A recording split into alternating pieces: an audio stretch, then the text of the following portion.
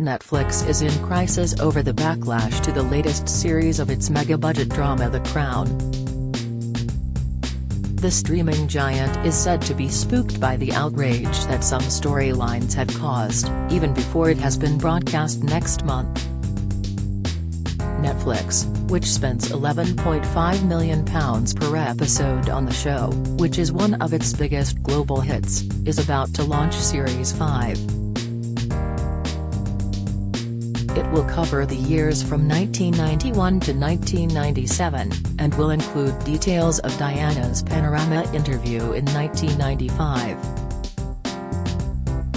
King Charles, played by Dominic West, is the dominant figure in the drama. He is shown lobbying Prime Minister John Major in a bizarre attempt to force his mother's abdication.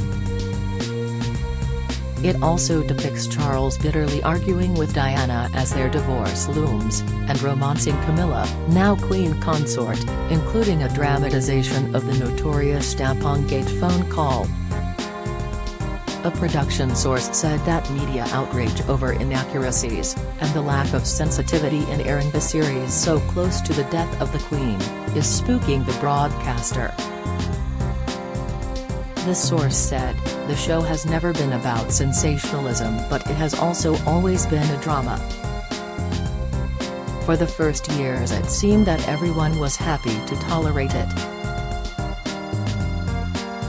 The Crown, created and written by Peter Morgan, has been a hit for Netflix since it was first released in 2016.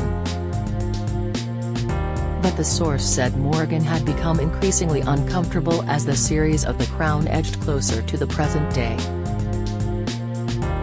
They said, "The truth is that it was easier to write the earlier series because, firstly, there is a wealth of historical documentation, plus a consensus over more of what happened, and you can be more broad-brushed dramatically and people don't find it hurtful. Peter is always trying to get to the truth. There is always reams and reams of research. However, people are more loose-lipped about Princess Margaret 50 years ago than John Major in 1991. Peter is very aware of all of it and it is a struggle." He insisted on announcing that Series 5 would be the last, even though Netflix didn't want to announce it. It didn't want to kill the golden goose. Then, a few months later he had changed his mind and he said that he was writing Series 6. But this will be it. He won't go any further towards the present day. It's already uncomfortable enough.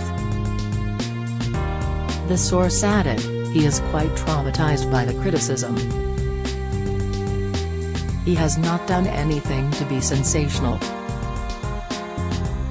The show would be a different show if he sought the sensational. He has not sought to trash the reputation of the royal family, I mean, he accepted a CBE. I think we can all accept that's not going to turn into a knighthood. It can be revealed that the scripts of Series 5 were rewritten last year in the wake of revelations about Martin Bashir and how he manipulated Diana into giving the interview via a Dirty Tricks campaign. In the original script, actress Elizabeth Debicki, who plays the late princess, would have been seen giving the interview and speaking the words that Diana said. But all that was taken out after revelations about Bashir's deceit, exposed in an inquiry led by Lord Dyson published in May last year.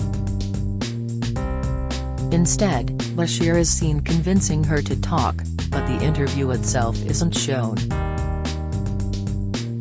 However, she is seen cooperating with Andrew Morton on the Diana, Her True Story book and seen briefing tabloid journalists.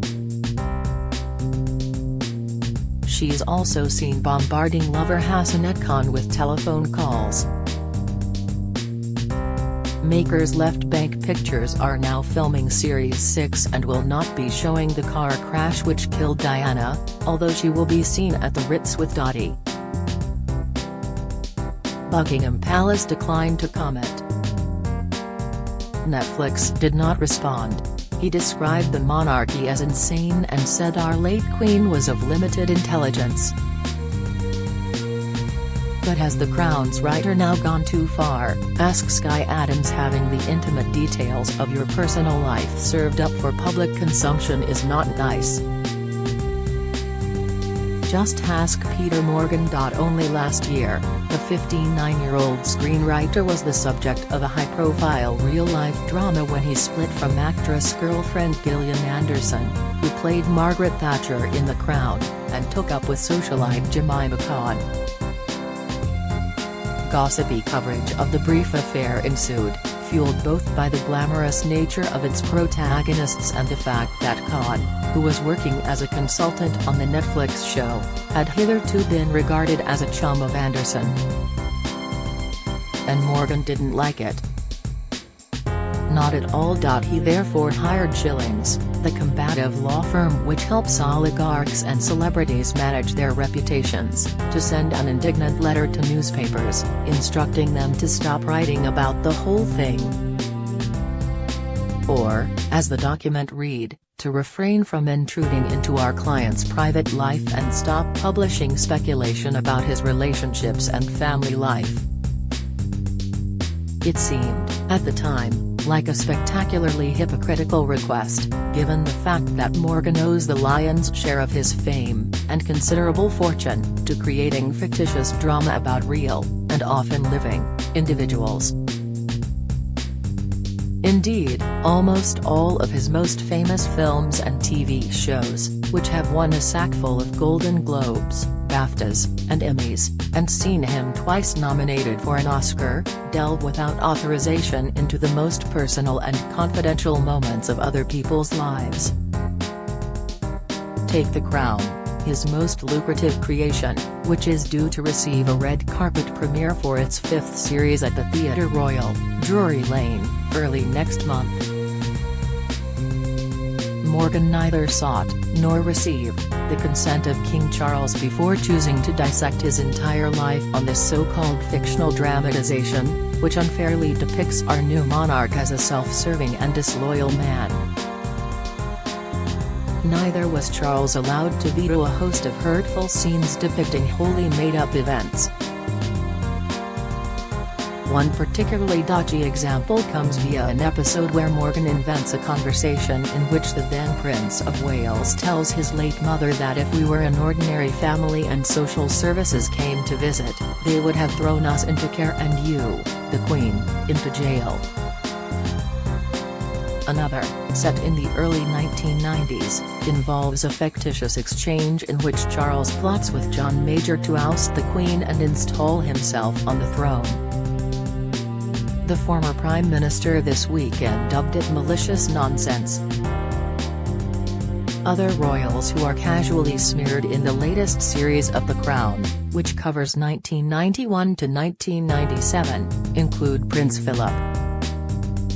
An entire plotline is, to this end, devoted to suggesting that he pursued a scandalous extramarital affair with Penelope Knatchbull, the Countess Mountbatten of Burma, who is played by Natasha McElhone.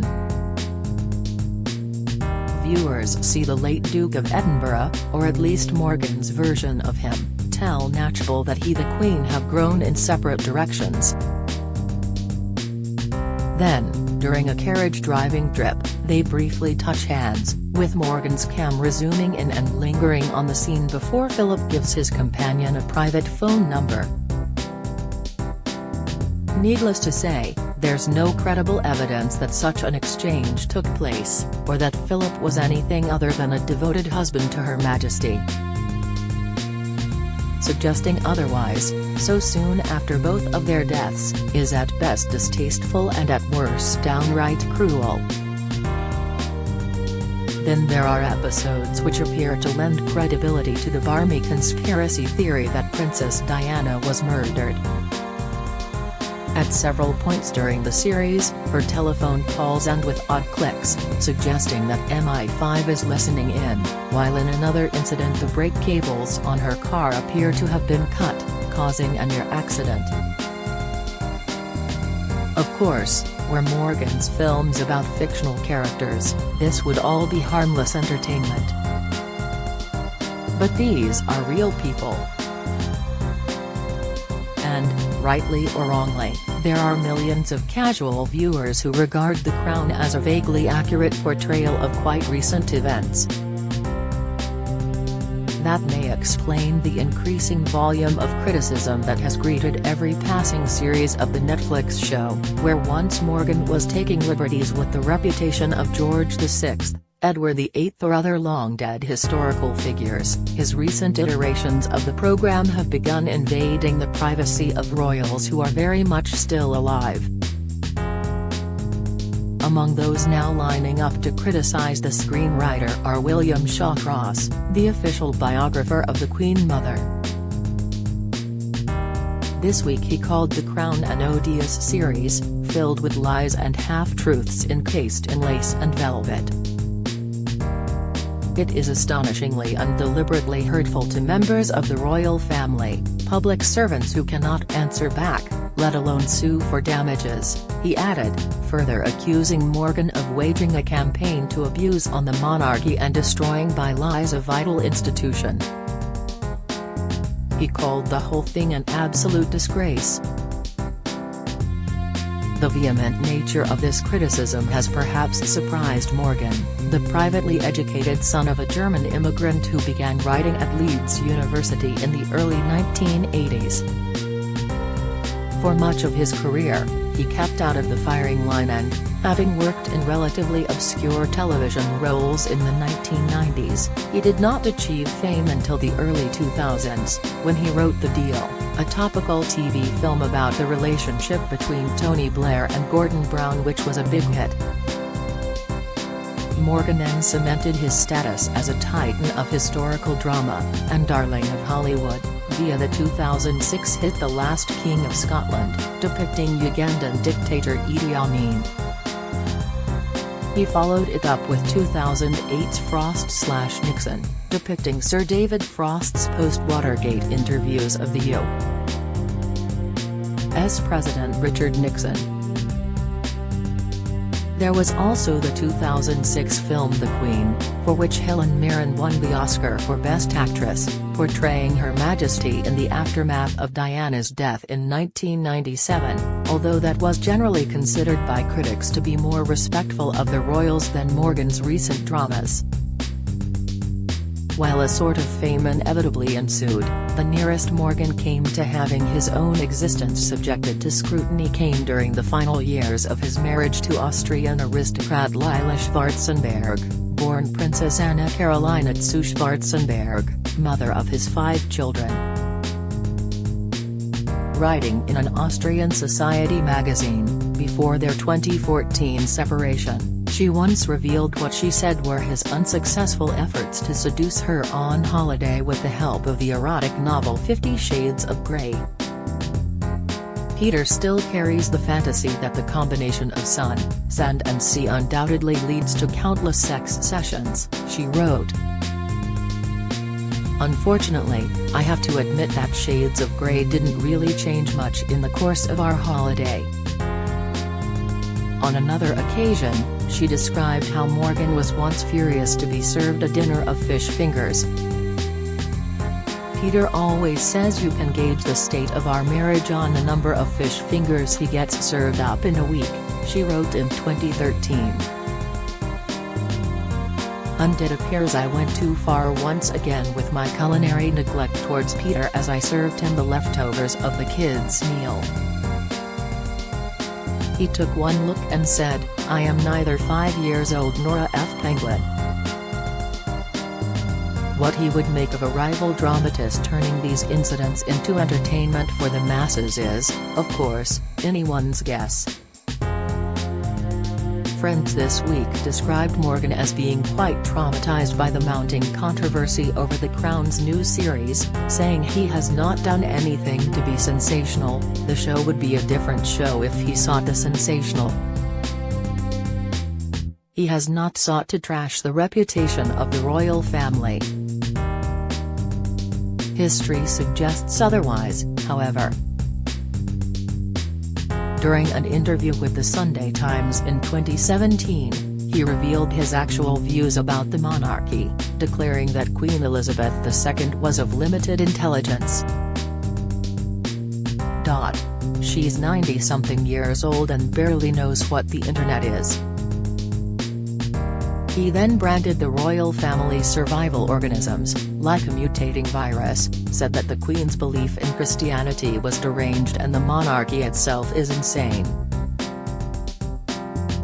If that is really what he thinks, one wonders exactly why Morgan chose to accept the offer of a CBE in early 2016, before the first series of The Crown had aired. During an investiture ceremony, the then Prince Charles is said to have exchanged small talk and told him, "Script writing isn't so easy, is it? I tend to think it's not what you leave in but what you leave out that's most important." As anger mounts over what he chose not to leave out of the latest series of The Crown, perhaps Morgan is wishing he had taken that advice.